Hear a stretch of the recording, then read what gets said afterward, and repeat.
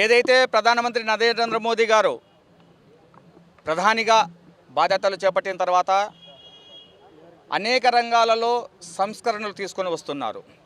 దానిలో భాగంగానే ఏదైతే ప్రపంచంలో అనేక దేశాలు డీప్ స్టేట్ పేరుతో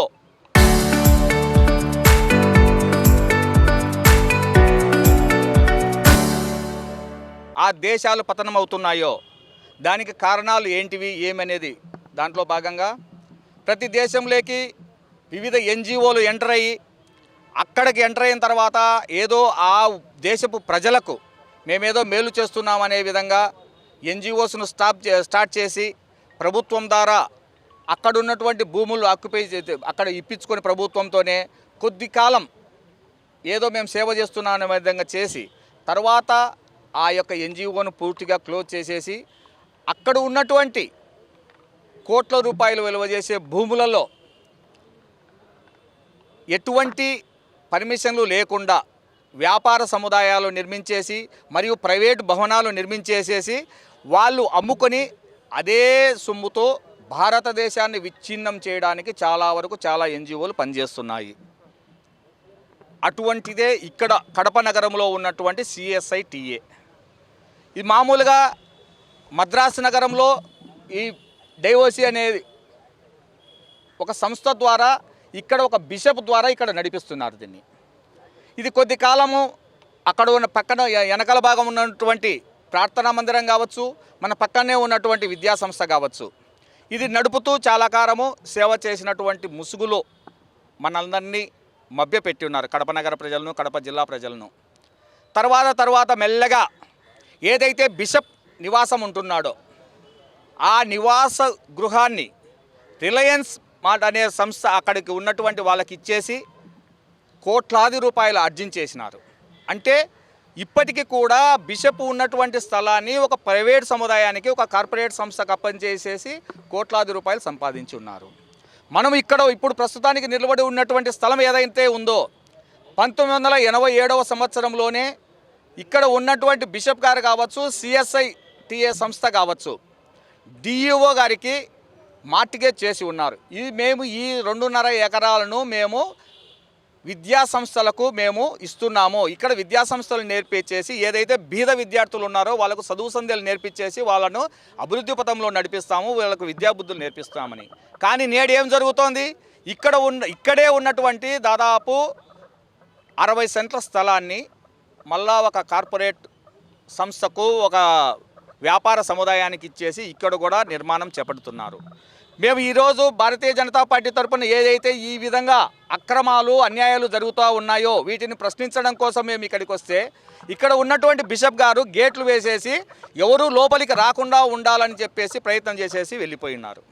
మేము దీనికి ఒకటే చెప్తున్నాం, ఆయనంత భయపడడానికి కారణము వాళ్ళు అవినీతి చేసి ఉన్నారు. ఈ విధంగా ప్రభుత్వ భూములను అన్యాక్రాంతం చేసి ఉన్నారు. ఏదైతే మీరు ఎన్జిఓస్ కానీ మిగతా సంస్థలు కానీ ఏదైతే భారతదేశ ప్రజలకు ఇక్కడ ఉన్నటువంటి పౌరులకు మేము సేవలు చేస్తామని వచ్చి ఉన్నారో మీ వల్ల కాని రోజు ప్రభుత్వానికి తిరిగి భూములు అప్పగించేసి వెళ్ళిపోండి. అంతేకాని మీరు వ్యాపార సముదాయాలు, మీ సొంత భవనాలు నిర్మించుకొని ఉండడానికి కాదు. ఇది భారతదేశమేమి మీకేమి ఇక్కడ మీకు అన్నం పెట్టి పోషించడానికి ఇదేం మీ అత్తగారిల్లు కాదు.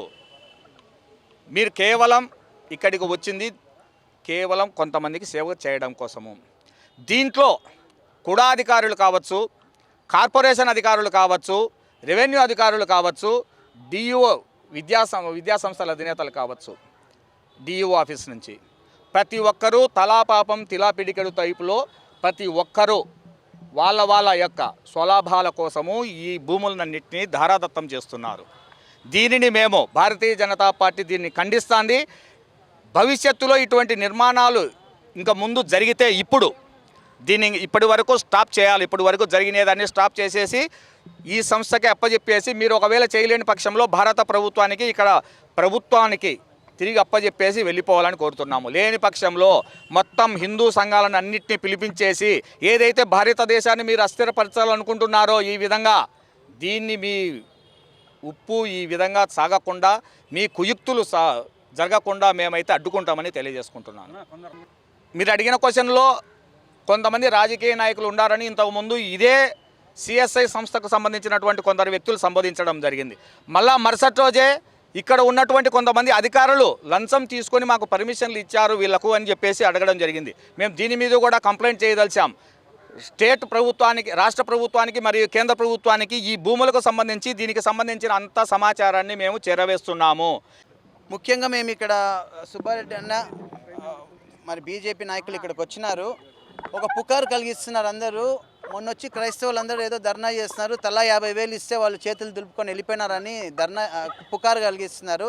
అట్లాంటి ప్రసక్తే లేదు. మేము పోరాడుతూ ఉన్నాము. మేము ఇక్కడికి వచ్చి ప్రశ్నించినందుకు వీళ్ళు ఏం చేస్తారులేని పోలీసులను పెట్టి మా పైన బైండ్ ఓవర్ వేయించినారు. ప్రతి 2 రోజులకు ఒకసారి ఫోన్, మీరు పోలీస్ స్టేషన్కి వచ్చి బైండ్ ఓవర్ అవ్వాలని. మేము ఎస్పీ గారిని కలిసినాము. ఎందుకు బైండ్ ఓవర్ వేస్తున్నారని ఎస్పీ గారిని గట్టిగా అడిగినందుకు ఎంక్వైరీ చేపిస్తున్నారు. అందుకు మేము ఎందుకు అడుగు పెట్టలేకపోతున్నామంటే బైండ్ ఓవర్ అంటున్నారు కాబట్టి. నేను ఒక్కరిని 2-3 బయటికి పోతే ఇంకెవరు నిలబడే వాళ్ళు లేరు, అంత శక్తి లేదు. కాబట్టి మాకు ఇప్పుడు బీజేపీ వాళ్ళు కూడా ముందుకు వచ్చి ఎంతో సపోర్ట్ ఇస్తున్నారు. దేనికి న్యాయం కోసం వాళ్ళు సపోర్ట్ ఇస్తున్నారు. ఒక బిషప్ అనే వ్యక్తి అన్యాయంగా భూములు అమ్మి వ్యాపారం చేయాలని మేము రిక్వెస్ట్ చేస్తాం బీజేపీ వాళ్ళని. రాండినా, ఇది మీ సమస్య మా సమస్య కాదు, ఇది కడపలో ఒక స్కూల్ని నిలపాల్సిన సమస్య అంటే అన్నవాళ్ళు కూడా ముందుకు వచ్చినారు. కాబట్టి ఇక్కడ జరిగే అక్రమాన్ని ఖచ్చితంగా ఆపాలా. మరొకసారి నేను మీడియాలో చెప్పేది ఏమంటే, సిఎస్ఐ మిషనరీస్ నుంచి పోతా 4కే ఇచ్చినారు. ఇక్కడ ఒకటి స్కూల్స్ని డెవలప్ చేయండి, రెండోది హాస్పిటల్స్ని డెవలప్ చేయండి, లేదా ఓల్డేజ్ హోమ్స్ని కట్టండి, లేదా ఆర్ఫనేజ్ని కట్టండి అని మాత్రమే ఈ భూములు ఇచ్చిపోయినారు. ఇది న్యాయంగా చెప్పాలంటే ఇది గవర్నమెంట్ భూమి. This land belongs to the government of India and government of Andhra Pradesh. ఒక వ్యక్తిది కానే కాదు. ఇక్కడ ఇలా చేస్తున్నారు. మీరు స్కూల్ కట్టండి, ఇట్లా కమర్షియల్ కాంప్లెక్స్ కట్టే బదులు ఇక్కడ స్కూల్ని డెవలప్ చేయండి. ఎవరన్నా వద్దన్నారా? అంత పెద్ద స్కూల్ని మీరు ఇప్పుడు 60 మంది కూడా లేరు, వాళ్ళని కూడా వద్దని చెప్పి ఇక్కడ మీరు మెయిన్ రోడ్కి కడుతున్నారు. ఏది గేటు కూడా క్లోజ్ చేస్తున్నారు.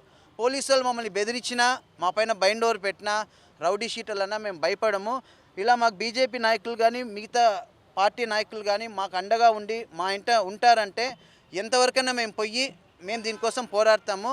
మరొకసారి ఇక్కడికి వచ్చిన బీజేపీ నాయకులందరికీ మీరు ఒక ఆస్తిని అక్రమంగా పోకుండా కాపాడడానికి మీరు వచ్చినారు, దానికి కృతజ్ఞతలు. మీలాంటి వాళ్ళు మాతో ఉంటే ఖచ్చితంగా మేము ఎంతవరకైనా పోరాడతాము.